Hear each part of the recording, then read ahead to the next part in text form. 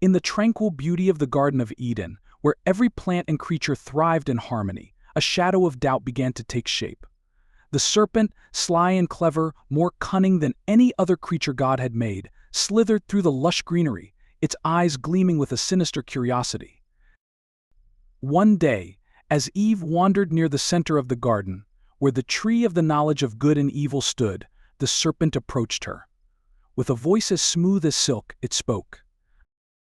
"Did God really say, 'You must not eat from any tree in the garden'?" the serpent asked, its tone deceptively innocent. Eve, caught off guard but intrigued, replied, "We may eat fruit from the trees in the garden, but God did say you must not eat fruit from the tree that is in the middle of the garden, and you must not touch it, or you will die." The serpent's eyes sparkled with mischief. "You will not certainly die," it said. "For God knows that when you eat from it, your eyes will be opened, and you will be like God, knowing good and evil." Eve looked at the tree, its fruit glowing with an irresistible allure.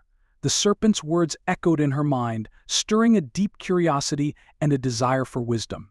She reached out, plucked the fruit, and took a bite. The taste was unlike anything she had ever experienced, and with it came a rush of awareness. She handed the fruit to Adam, who was with her, and he too ate. As soon as they ate the fruit, their eyes were opened, and they realized they were naked. A wave of shame and fear washed over them. Hastily, they sewed fig leaves together to cover themselves. Later, as the day cooled and the sun began to set, they heard the sound of the Lord God walking in the garden. Terrified and ashamed, Adam and Eve hid among the trees. "Where are you?" God's voice called out, resonating through the garden. Adam, trembling, stepped forward. "I heard you in the garden, and I was afraid because I was naked, so I hid." God's voice was filled with sorrow. "Who told you that you were naked? Have you eaten from the tree that I commanded you not to eat from?" Adam pointed to Eve. "The woman you put here with me, she gave me some fruit from the tree, and I ate it." God turned to Eve, his gaze gentle but firm. "What is this you have done?" Eve, with tears in her eyes, whispered, "The serpent deceived me and I ate."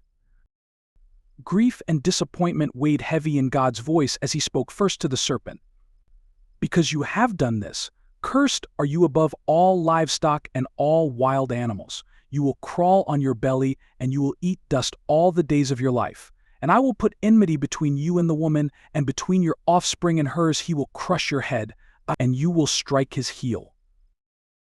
Then to Eve, God said, "I will make your pains in childbearing very severe. With painful labor you will give birth to children.